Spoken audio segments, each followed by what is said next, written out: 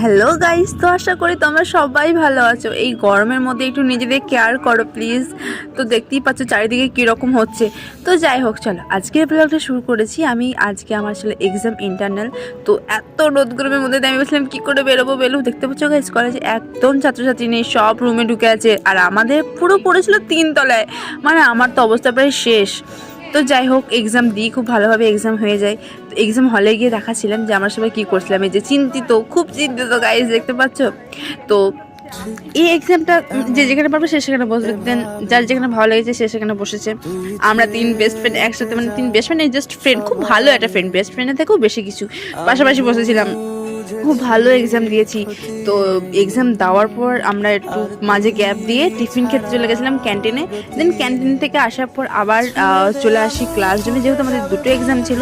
সেই 2টো এক্সাম দেওয়ার পর মানে বাড়ি ফেরার সময় যে অবস্থা হয়েছিল